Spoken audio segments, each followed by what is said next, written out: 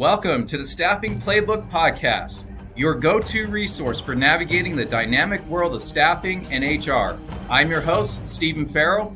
Join me each week as we dive deep into the strategies, insights, and stories that shape the staffing industry. From the latest trends to expert interviews and practical tips, we'll equip you with the right tools and knowledge to succeed in the staffing industry. Whether you're a seasoned professional or just starting out, the Staffing Playbook is here to help you play your best game. Let's get started. 10, 9, 8, 7, 6, 5, 4, 3, 2, 1.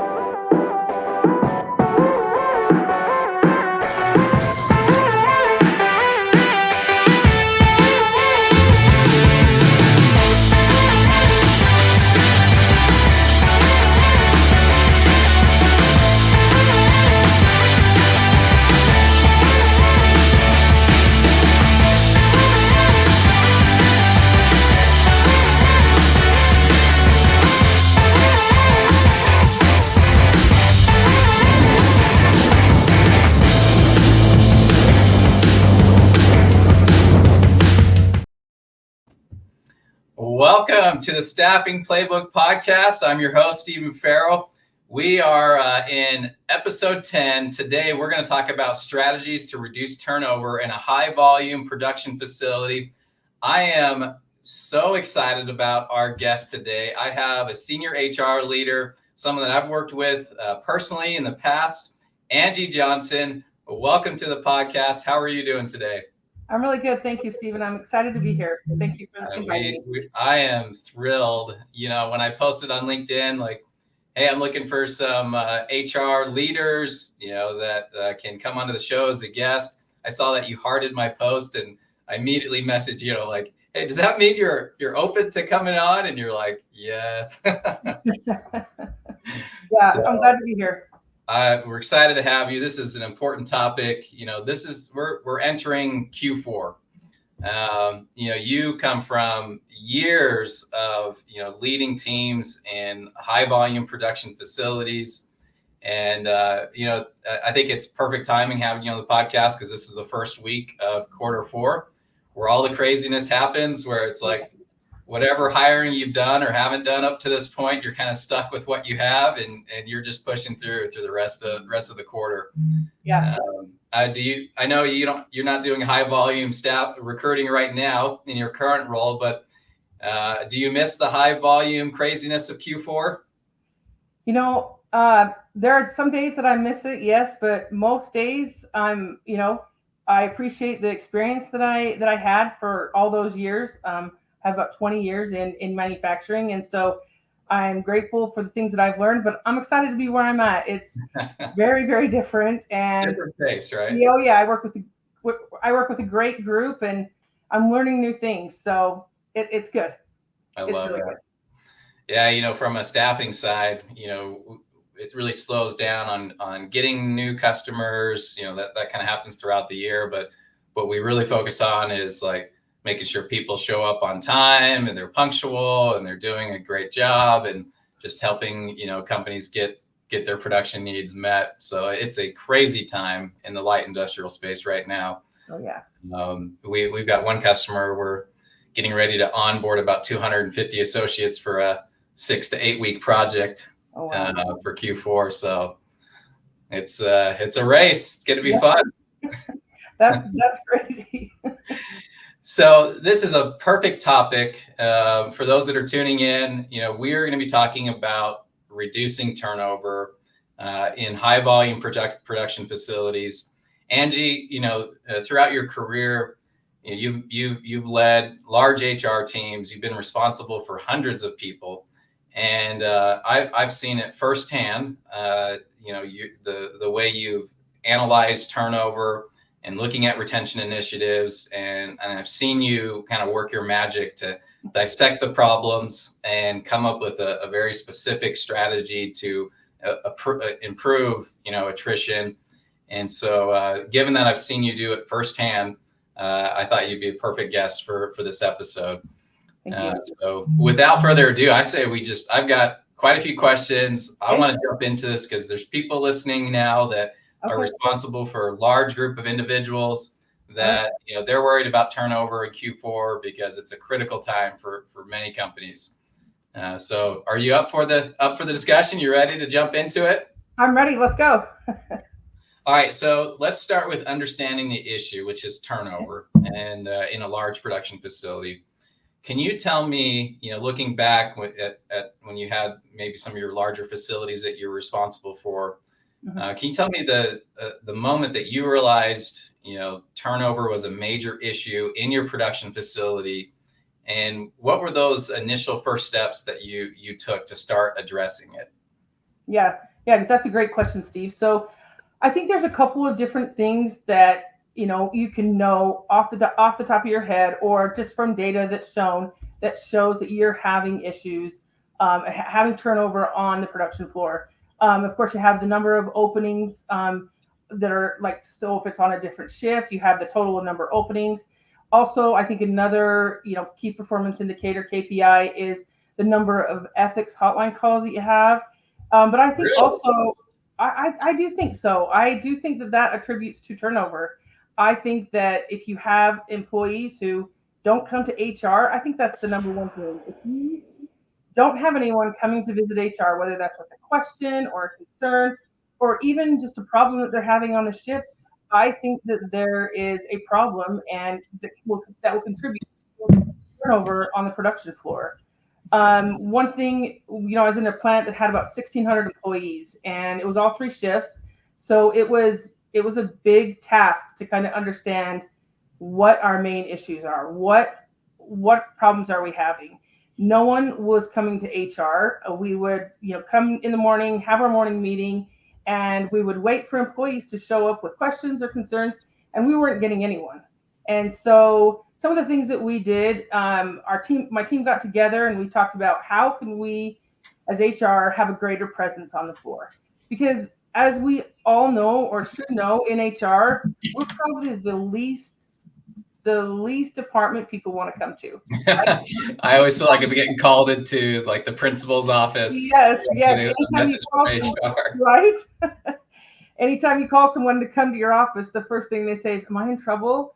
Right? You never want people to feel that way. You want people to feel comfortable coming to talk to you, even if it's just to see how you're doing and to say hi. And so in this plant, one thing I tasked our team to do was we needed a presence on the floor. So it was a team of four that we had. And so we split up we always came in the morning at 7 o'clock, worked till about 4 or 5. So we were missing the grave shift, right? And how can the grave shift feel comfortable to come to people they don't even know? How can they feel comfortable to ask questions to people that Because HR traditionally is not there on the grave shift and only there for part of the swing shift. So you're missing a whole segment of people. Correct. By just working in the traditional HR schedule. Yeah. And that typically tends to be the shift that you have the higher turnover on, is on the off shifts, whether that's the swing shift, but more importantly, the grave shift. So one thing we did was we switched our schedules around. So there was representation on all three shifts. So our team was tasked it was a big plant, but you had to do one loop around the plant right when you got there in the morning. So all of grave shift could see, hey, there's the gal from HR, right? There's a person who's walking through who doesn't necessarily need to be here, but she's just going to walk around here. She's just going to walk around, so they know, oh, that's a familiar face in HR, right? Wow. Another thing that we did was we put our pictures with our phone numbers on the time clock. A lot of times employees, when they work shifts, they come in and they come out. They want to leave just as fast as they can, right? That's right. Everybody has things to do after work. And I mean, we spend more time with people that we work with than we do our own family, right? So expecting employees to come after their shift is difficult. And so we put pictures and our phone number on the time clocks and said, we're here for you. If you have any questions, call us or text us. That worked out pretty good. I mean, at first we got a lot of calls 24/7, and we were excited that people were starting to feel comfortable. But then also we met with our maintenance department and put an initiative together to have what we called an HR kiosk. So when I think it's been in every production company I've worked with. HR is on one side of the plant, and production seems to be on the other, like their On the locker room, complete opposite end. right? And Yes. so it's hard to have that time to walk over. You only have so much time on your break or your lunch. And so we worked with our maintenance department and set up a little kiosk. We even had our staffing agency sit out there with us, but one person was tasked to sit at that HR kiosk during shift change. And so you got to meet every person that came in and out of the building for day shift, swing shift, grave shift, and it was a lot easier for them to meet with you. It's having that openness for people to come to HR I think is so key in knowing and understanding your turnover. When you don't have that openness, when you don't have that camaraderie and relationship with the employees, they're not going to come to HR. And I think that's when you start to notice, hey, we're going to start to have a problem if we're not already having one right now. Okay, so you just like dropped information bomb in the last 2 minutes. I want to dissect this for a second. Yeah. So, we're talking about the moment you realized turnover was a major issue in your production plant. So you looked at the open orders, that's an indication, hey, you may have open orders for cells and lines coming up, but when you have a bunch of open orders from turnover, that's your first, kind of sign that there's something going on. Yeah. Then you mentioned something I've never heard before, which I find fascinating, is the amount of calls coming into the hotline, the ethics hotline. Never would have thought of that as an indication of, hey, we've got a problem. Although it sounds pretty normal to look at that and go, hey, we got a problem. But to actually pay attention to those calls and then to dig in deeper to go, where is this coming from? What's the problem? I think that is really eye-opening. But then to go and realize that you've got a whole nother shift that's not accessible to HR, to then change your team's schedules to accommodate all the shifts to be present, I think is really notable for any HR leader that's listening in. But then that HR kiosk where you're there, right there on the floor, accessible to everyone, where they can come by and just ask questions, to have not just your name and number above the time clock, but to actually have a picture of your team so they know exactly who to look for. I don't think a lot of people do that. I think that's a pretty fantastic idea, because back to, that having that presence and being open, nobody likes HR. I hate coming to the HR office because it's like, I'm going to be in trouble, or do I really want to shed light on this issue? Like maybe I could fix it myself. Yes. When HR is really a partner, right? They're your advocate. So you should want to reach out. And I think, where you mentioned earlier, where the HR office is always furthest from the production floor where the people are working, is a big mistake. And so the fact that you made your team accessible, where you're literally right there with everyone on the floor, I think that's quite remarkable. We've got a comment here: while corporate thinks transactionally, a person's work is always personal to them. I love that. Thanks for the comment, David. So Angie, you take a very hands-on approach, and to tackle retention issues, which I think is phenomenal. You mentioned before that you went and took your team and went onto the production line, tried to understand what the work and what people go through. I really want to dive into this a little bit more and get a better understanding of that hands-on approach that you took as a HR leader in a high volume production facility. Okay. Yeah. So you hear a lot when people are frustrated, or when employees come in and they can't understand why we can't hire people, and you have these conversations with individuals.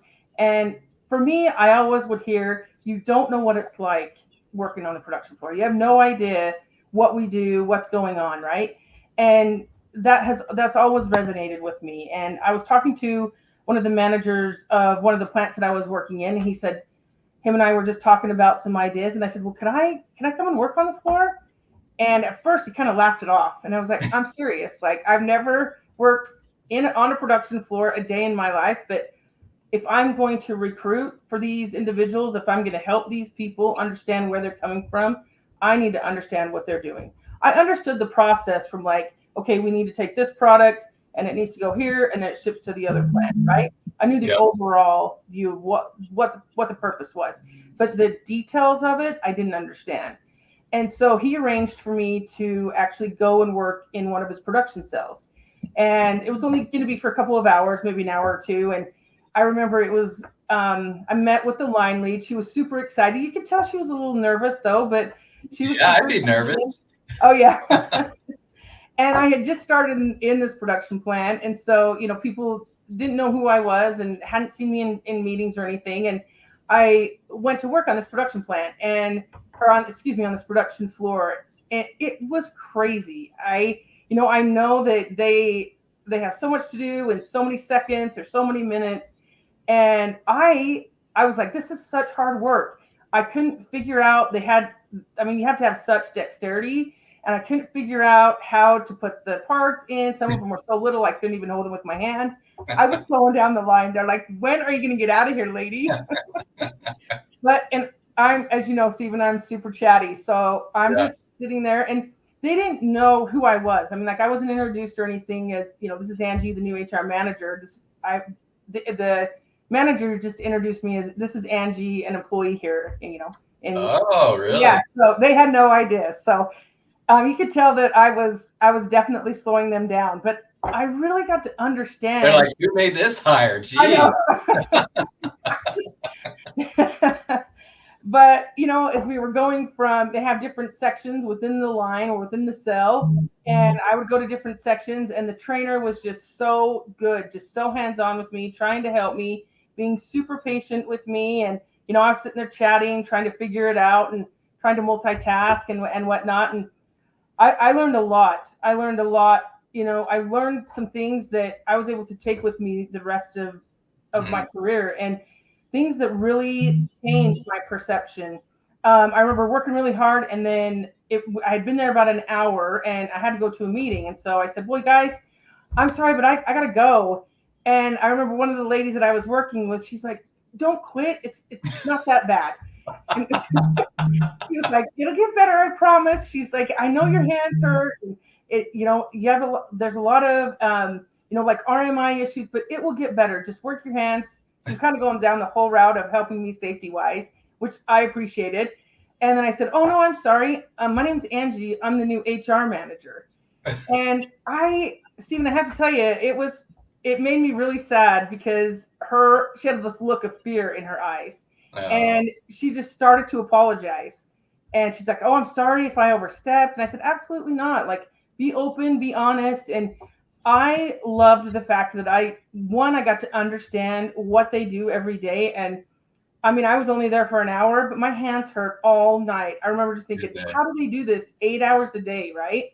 Yes. And so, I mean, I remember they had to have so many parts out, 8 parts per minute. And so it was crazy just to think of that high volume and the stress that they're put under. And so I went back to my my staff, and I said, "You guys, I think this is key, that we truly understand what it is we're recruiting for, and truly understand what it is our employees are going through every single day." I remember I went on a tugger route one time with one of our production control employees, and he was hauling butt. Like, he was awesome. And it was about 5:02 when we needed to stop, and we had a meeting, and both of him and I both had to attend. And so I thought, okay, perfect. We're going to be done. I am so tired. And he's like, "No, I think we can do one more route." And I was just like, "I cannot do this. I'm so tired." It was a little embarrassing, but him and I gained a rapport and a relationship, and had such a great working relationship from then on out, because seeing the team out on the production floor, I mean, it wasn't often, but when we could, working on the production floor, making sure that we were there to help and actually seeking to understand, it went a long way. And they really appreciated it. And also, people weren't afraid after that. We're HR, we're just real people, right? We're just real people who come to work every day just like them, and try to do the best that we can. We're not always going to be right or do the right things, but we're trying. That is such a neat story. It not only can you now relate to them and the struggles they go through, and like just the fact that 1 hour you were in pain the rest of the day, so now when you're talking to a new hire, you can be like, hey, it's going to take a while to acclimate, get your body used to this, but let me tell you my experience of just 1 hour and how much pain I was for a day. So just know I've been through what you're about to go through. It's normal, and just take plenty of breaks and rest your hands, and you'll build up the stamina. You'll get there. Be patient, but so you're very relatable to them. You understand what they go through, but now you're accessible to them. You're relatable for them, and you're not the scary HR anymore. You're someone that understands their job, and now you're all of a sudden more approachable. Yeah, thank you. I loved it. It seemed to be such a success. And as I moved, I had HR reps who'd moved plants, and they incorporated that at their different plants. And I just think it's a great tool and a great thing to utilize to really help them know that you're here for them and to help them. Yeah. This kind of reminds me of what Brene Brown said. I don't know if you're familiar with Brene Brown. I'm a big fan of hers. But she talks about that leadership is not about a title or the corner office that's on the opposite side of the building. It's that willingness to step up, put yourself out there, lean into that courage, really lean into showing up for your team. You're in the trenches with them, and that's exactly you don't expect that from HR. You just expect being in trouble. Or holding you accountable, or HR compliance, right? You don't expect them to be in the trenches with you. That is so rare. And I don't think that's in the HR handbook. Yet here you are leading the way with your HR team out on the floor. I love it. Pon said, it's a superpower. Love it. She's our IT director. Yes. Thanks, Pon. So Angie, looking back at that experience that you just shared and some other experiences in your career, what are some of those key insights that your HR team and yourself gained from working on the production floor? And you mentioned that kind of just changed your perspective, moving forward. What were some of did that influence your future retention strategies and how you implemented them? What did that look like after you spent the time on the floor, continued that with your team? What were some of those influences, and how did it frame your retention strategies moving forward? Yeah, that's a great question, Steve. So yeah, it definitely changed our outlook on things, right? And how can we help these individuals on the floor? How can we help these new employees that are coming on the floor, coming out on the floor? With our turnover, we noticed that the majority of individuals leaving were within 90 days, right? 60 to 90 days, which, when my team and I worked on the floors, we understood it like 60 to 90 days. I don't know if they can, sometimes I wasn't sure if I could handle it, right? Yeah. But what we did was we were noticing a high volume of turnover in our production control area, especially in those 60 to 90 days. And so what we did was one of our initiatives is we gathered a cross-functional team, had a workshop, and talked about how we can help these individuals that are just starting out, right? We hire individuals off the street. We hire individuals who are just graduating from high school, who have no production control experience. Most of them don't even know what a tugger is, and they're expected to understand it and know what to do in a high traffic area in record time, right? So we're just going to throw them to the wolves on day one. And so we had a workshop with the production control, this cross-functional team. One thing I do want to point out, it's so important that when you do these initiatives, when you're noticing you're having issues in an area, high turnover in that area, it's fine for HR and the leadership team to sit down and say, okay, this is what we think the problem is. I don't think you're not going to find out what the true problem is. You need people that are actually working it day to day, right? So getting employees who are brand new, or getting employees who, who've been here for 30 days, 60 days, 6 months, or several years, right? Getting them all together to truly understand what the problem is. And so one of the initiatives that we came up with was a production control training cell. So in the plant, we were able to section off an area and put together a 2 day training, pretty much, and where they would understand, one, what production control is, what its overall purpose in production and within the company, right? If they understand the impact that they're going to make every single day, not only just in production but with the company overall, Yeah. I think it can go a huge way, right? In orientation, new hire orientation, you'll learn about a lot of different things. That it's a lot of information at once, right? Get most of it. Right? Yeah. But you never truly understand. They don't talk specifics about your certain role. And so in this production control training cell, we wanted them to understand how vital their role was to the business, right? And then the second day was a training course to where they would actually drive the tugger.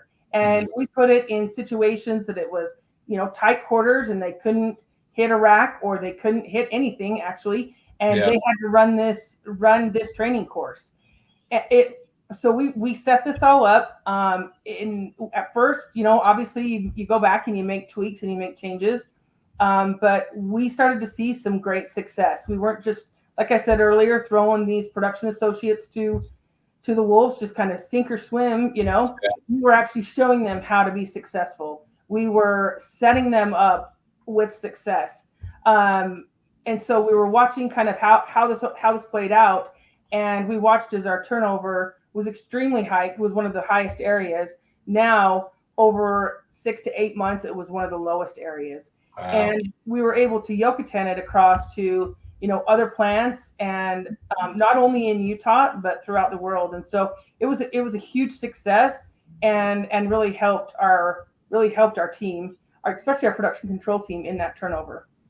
So that is incredible. So you recognize you had higher than normal turnover in a specific department, and you decided to pull together a lot of different department heads. You pulled employees of all tenure that are in that same department, and you held a workshop, and you started asking questions to figure out what is the root cause, right? What is the challenge here?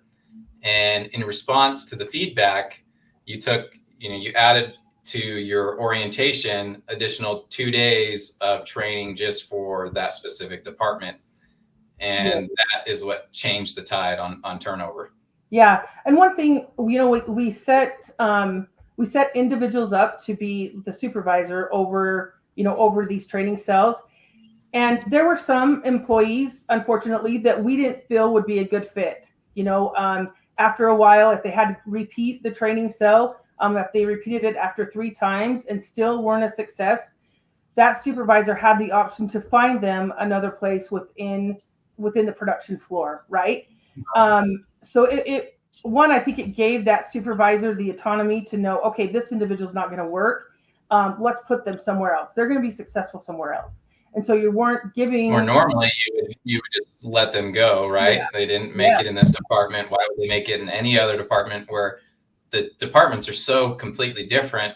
And so, to recognize that, hey, this person's not good here, but they can be good over here. And so it's about finding the right seat on the bus versus like, hey, we gave you 3 chances, you're out of here. You don't see that very often. I don't see that very often. Well, yeah, and one thing too, Stephen, is it's not going to have the employees on the floor, the people who are really trying, or who are trying really hard to do their job, and they don't have that responsibility to train someone and say, I'm going to make them fit because I don't have time to, make sure to send them somewhere else, right? I need them now. Whereas when they go to the floor, they're ready. They're ready to go and have the tools that they need to be successful. I love that. I just love the idea that you workshopped this and brought lots of different people into the conversation to really, diagnose the problem. It just seems like there was a lot of empathy in your approach, and that reminds me. I'm sure you're familiar with Simon Sinek. He's famous leadership author and speaker. On the philosophy of leadership, and he talks a lot about the how leaders really need to understand and care about the people that they serve. Because when people feel valued, they'll give more to their work. And I want to ask, was that your experience as well? Did you see people, feel valued because of this, and they gave more to their job and what they do? Yeah, 100%. Especially those who were involved in the workshop itself. They were kind of the cheerleaders for the group. Like, this is gonna work, you guys. This is gonna be great. They want, like, leadership, HR. They want our input.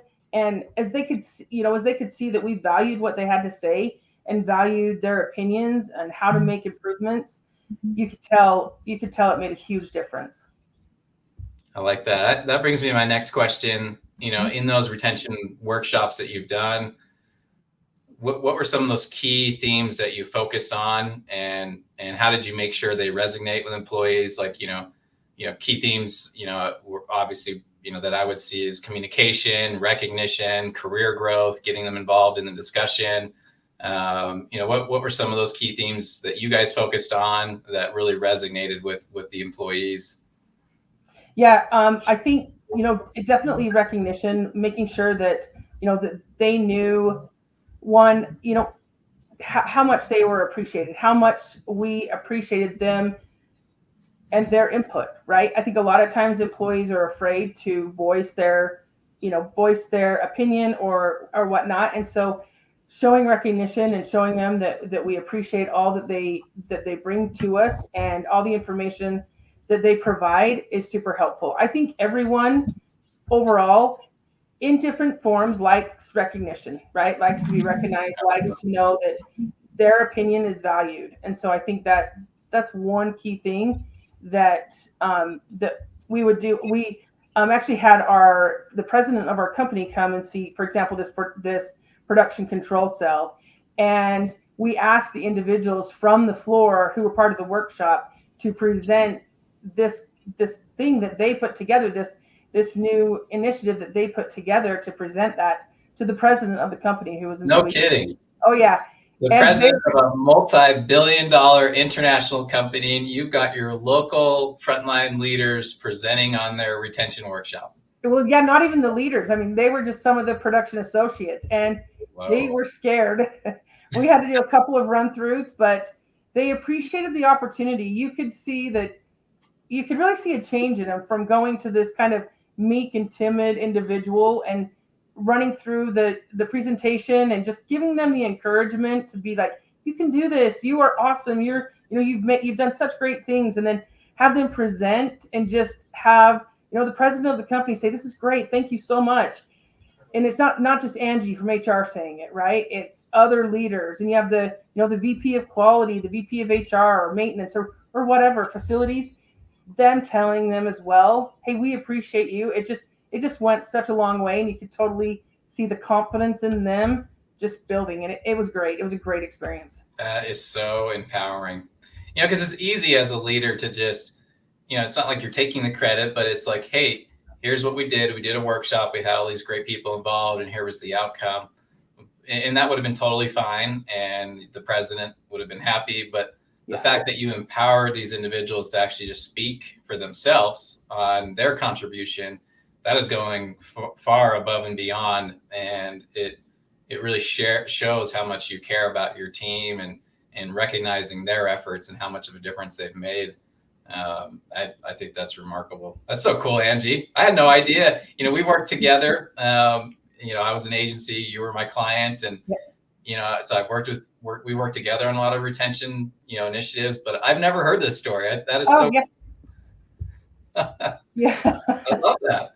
I was actually talking to a couple of the HR reps that I had while in Brigham City, and they were just mentioning some of the things that we've done. And yeah, it was exciting to reminisce on it and see, how we came together as a team, because I've been very blessed in my career to have a great team around me, and just very supportive, very kind, and just very approachable. And so I worked with a group of great people. I love this. All right, so let's talk for a minute about measuring success. So we've just talked about how you can recognize turnover trends, workshop it, put together a plan to address it. A lot of hands-on, from the HR side that you normally don't see. So after everything's all said and done, what are some of the specific metrics or KPIs that you would then focus on to measure that success? Because it's one thing to have good feelings and give each other a pat on the back, but what were some of those key metrics that you tracked to really focus on the results? Yeah, great question, Steve. Because I know, in KPIs every month we would have to put the number of direct and indirect people who left, and the reason, right? Which didn't really tell a story to me, or to my team. One day we got together and tried to really understand how can we measure if we are succeeding or not. And one thing that we did was, we put a map together of the production plant, and we would talk about every single person who left the company. We would meet every morning at 7 o'clock. So within that 24-hour period, we would talk about every single individual. And every month we would update our map. And so after we talked about the individual, we'd put a sticker, and each sticker, there were 3 different colors. Each sticker represented a shift, so day, swing, or grave.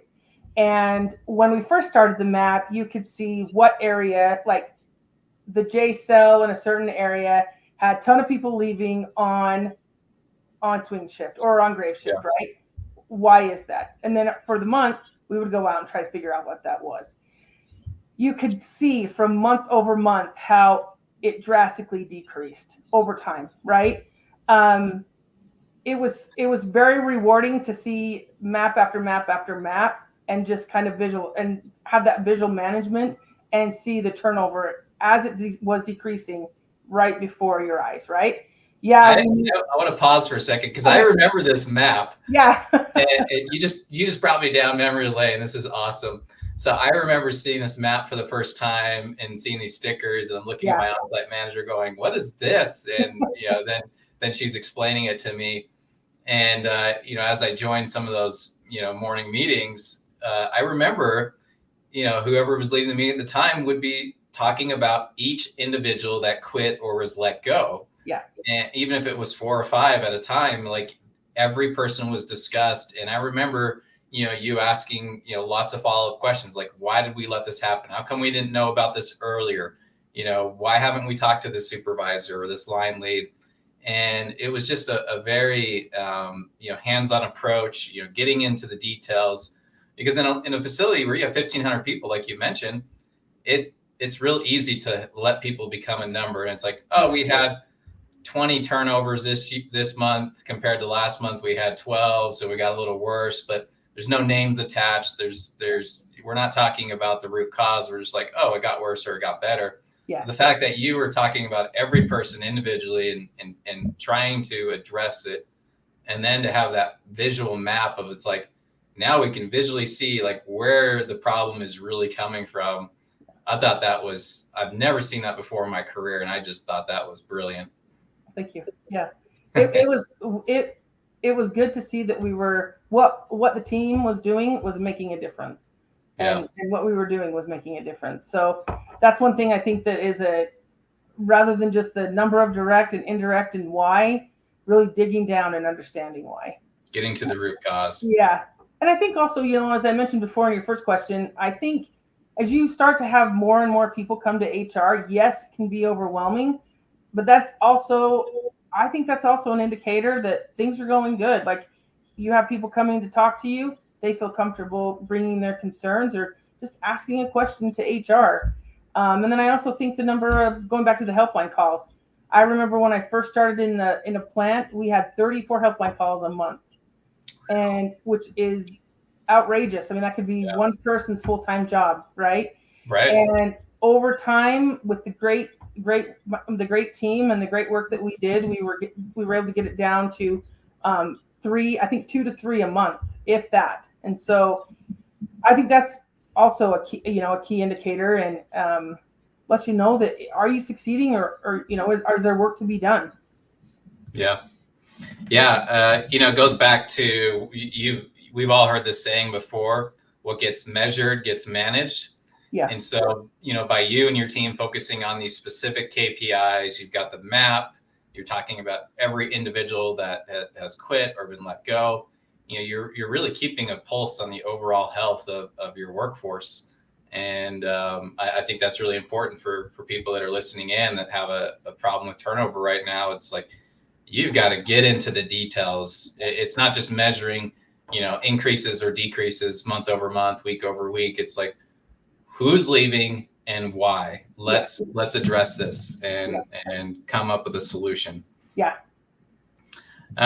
Angie, one thing I really appreciate about you is how much you focus on culture and how that really plays a huge role in retention.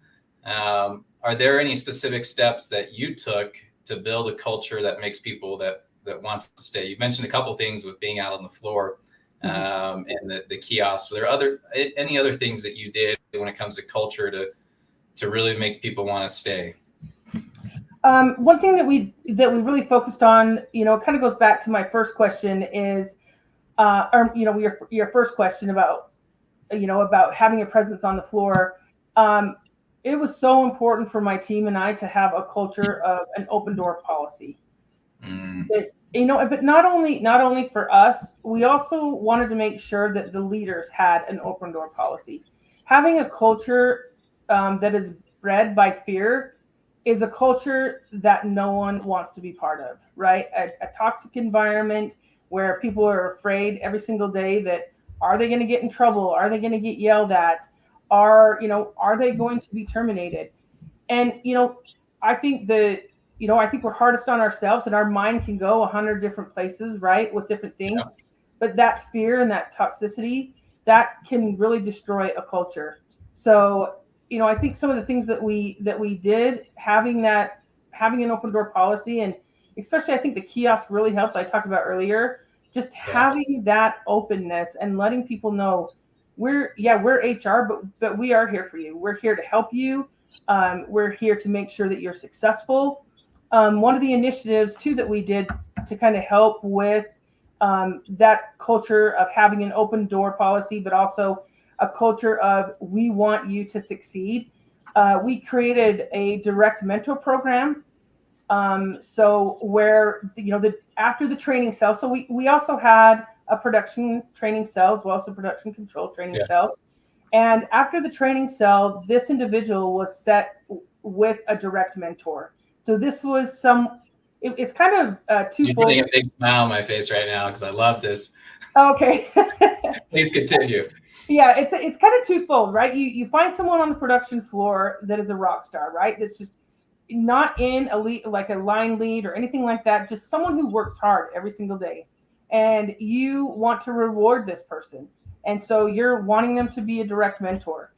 I think you going to that individual and saying, "Hey, we appreciate all you do, and we want to know if you would like to be a direct mentor." Of course, we would give like a 50 cent an hour raise, different things like that. That would be, somewhat of a monetary initiative, but walking them through step by step of what their responsibilities were.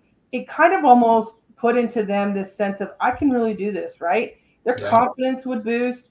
But then as we brought new associates in and they met with this direct mentor, this direct person, it was a culture that we felt an open culture, right? Yeah.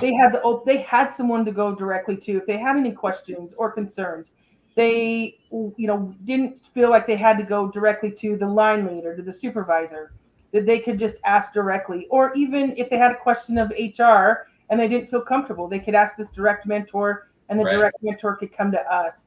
And it was a program it was an initiative that we started, and a program that we started that it's still going on today in that plant, and it's seen huge success, and something that I feel like every business needs to have that. Every business needs to have a mentor, someone who is there to help them, to show that new person the ropes, and just to help them feel welcome, and just have an open culture of, we're glad you're here. Thank you so much for coming to work here, and we're excited to see the things that you can do.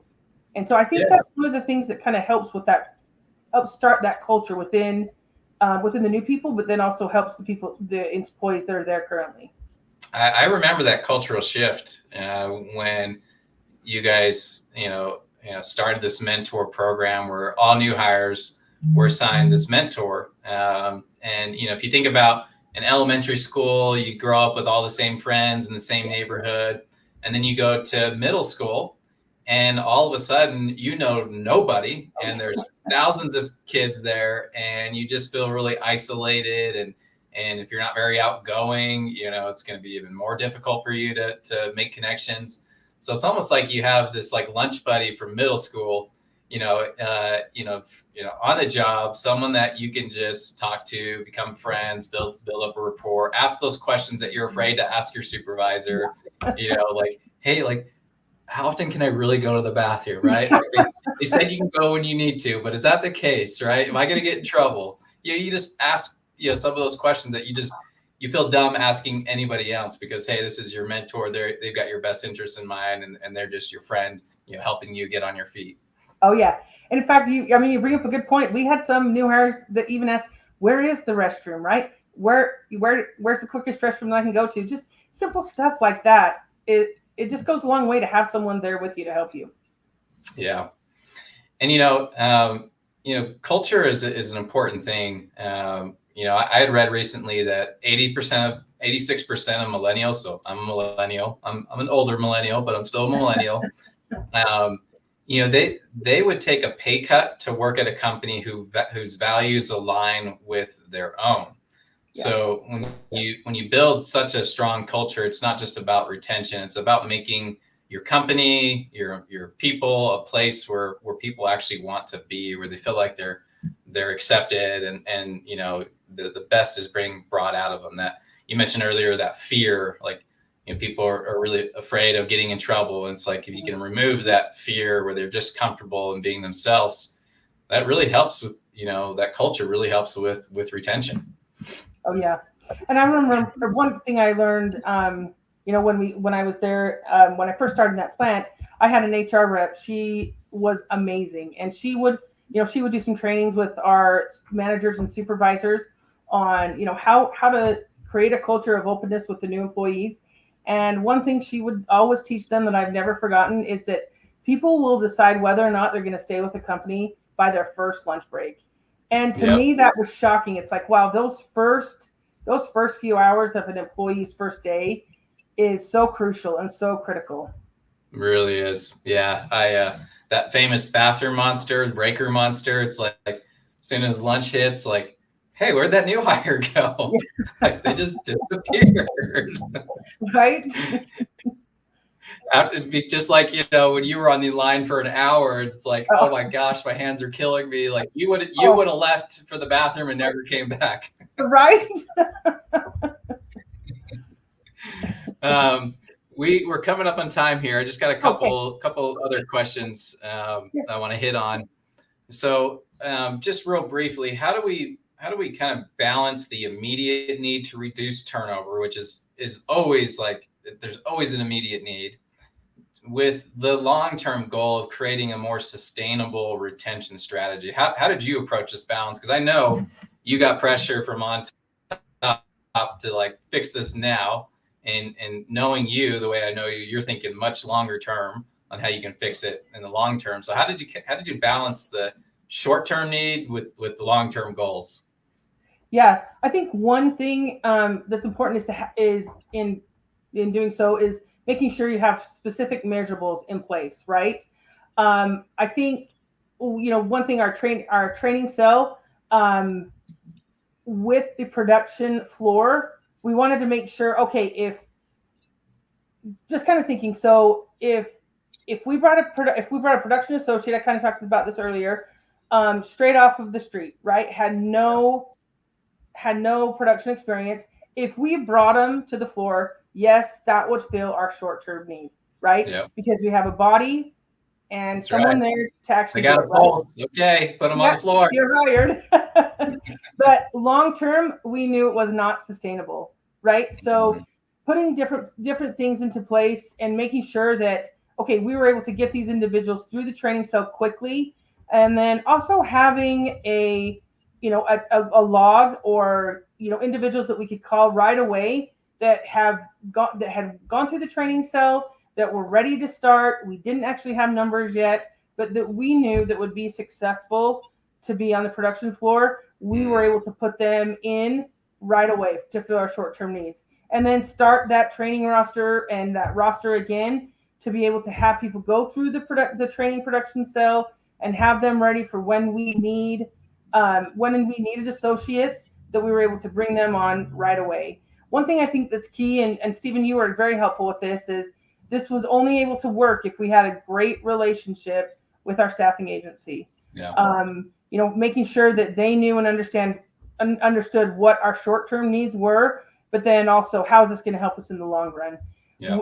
Without having a staffing agency that can support those kind of initiatives, you will not be successful. Well, thank you for that. Yeah.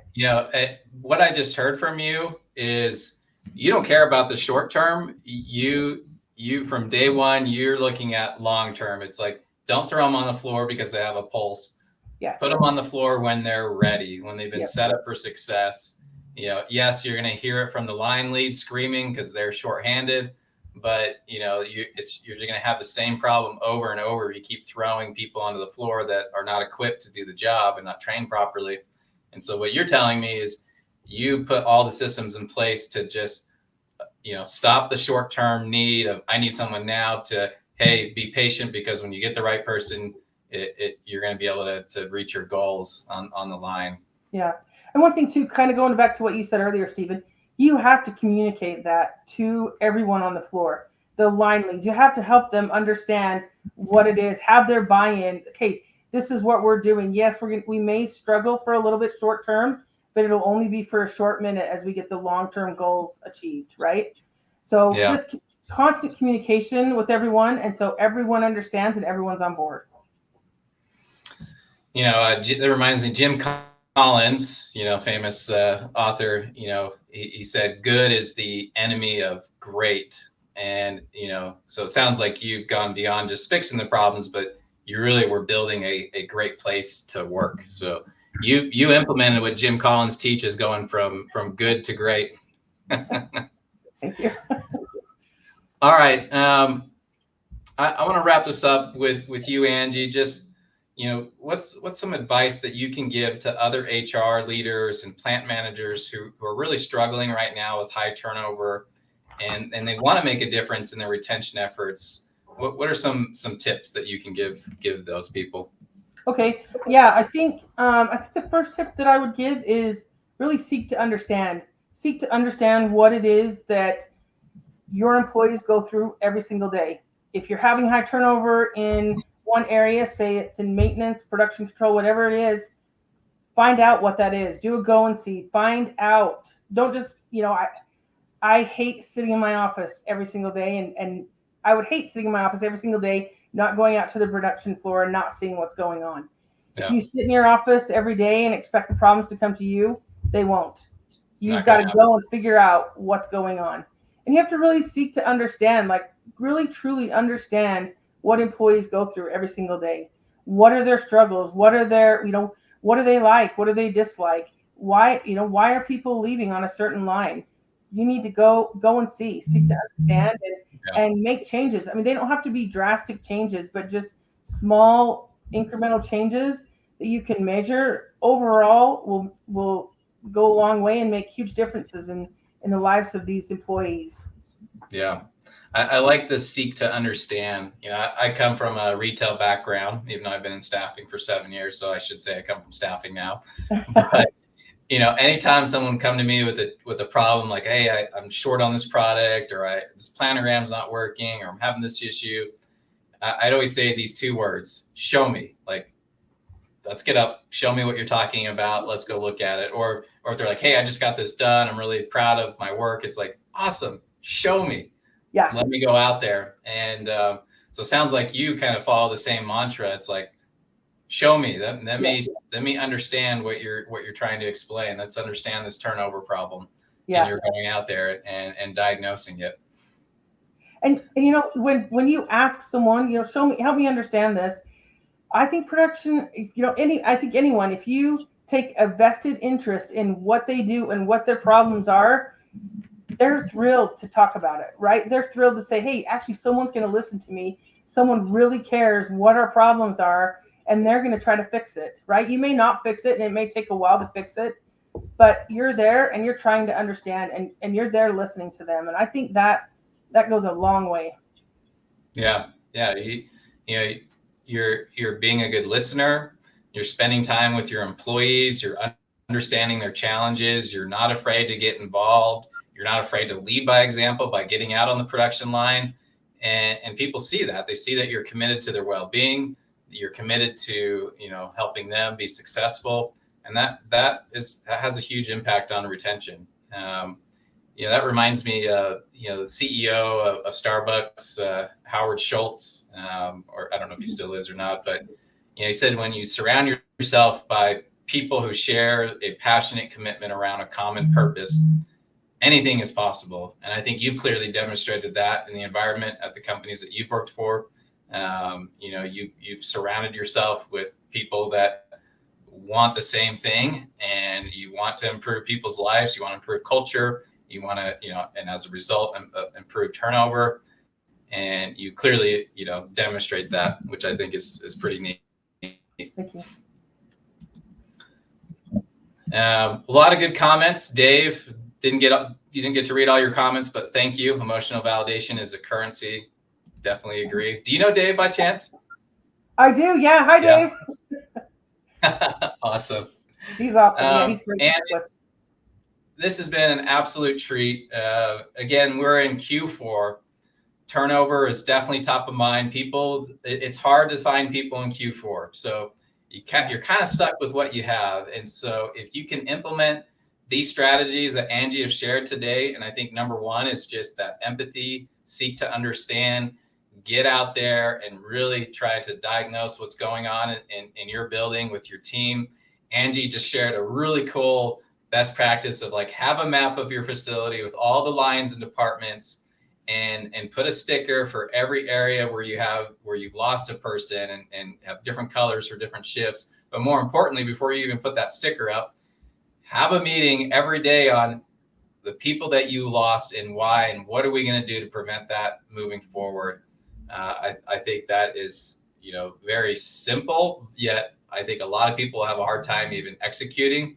But, you know, leave it to Angie, you know, kind of learn from her failures and her successes, that these simple fixes, you know, the time she spent 1 hour on the floor on the production line saved her probably hundreds of hours of dealing with turnover.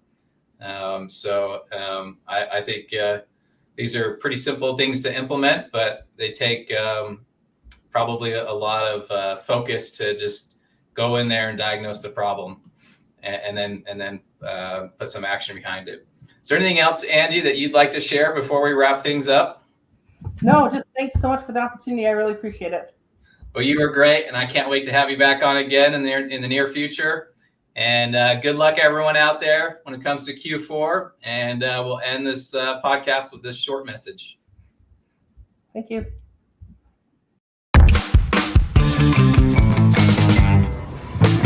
Six months ago, I get a call from Steve Farrell, who wants to talk about partnering with Yes for our labor needs. It would change your approach to staffing. Change my approach to staffing? We're short on employees. Again. So we're going to have to shut down a line. Sorry.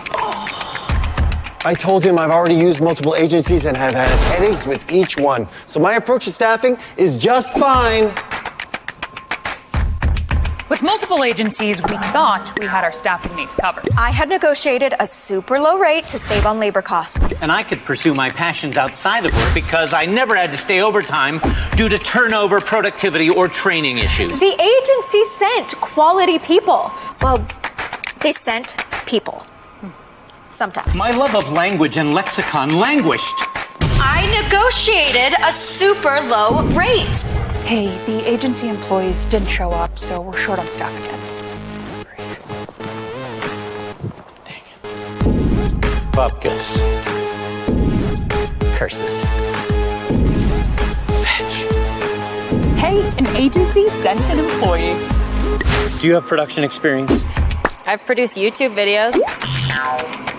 I'm hungry. When's my first break? This is not sustainable. If you want happy customers and a healthy business, something's gotta change. So yes, we tried Yes. Yes focuses on finding the right people for the right job. Turnover is down, productivity is up. Yes trains Or onboards. quality employees, ensuring they have the skills Or proper work ethic. our company needs to succeed. Thrive. Yes provides us with quality data so we don't have to juggle multiple agencies to fill our needs. They could have doubled our rate. No, they could not have. Okay, maybe not doubled, but Yes's cost was cheaper in the end. They solved our problems, which were way more expensive than a few points on rate. I'm just happy that Yes provides us with good people. Great employees to fill our workflow gaps. And Yes brings them fast. Yes specializes in production, warehouse, manufacturing. And I love that Yes focuses on workplace safety. Yes also offers services like time clock and Payroll services, forklift drivers, pickers, packers, general labor. I like how Yes customizes their screenings to our needs. I love that we've hired many Yes employees as Short-term, direct hire, seasonal work, part-time, full-time, and long-term members of our company. I love partnering with Yes. No more gaps in production, and I can focus on efficiency without stressing about costs or people. Yes really has revolutionized. changed our approach to staffing. Our people are happy. Your customers are happy. And that makes me Delirious. happy. Delighted. Happy. Thrilled. Happy. Cheerful. Gratified. Ecstatic. Happy. He said happy. Sunny. Jovial. Tickled. Pleased. Happy.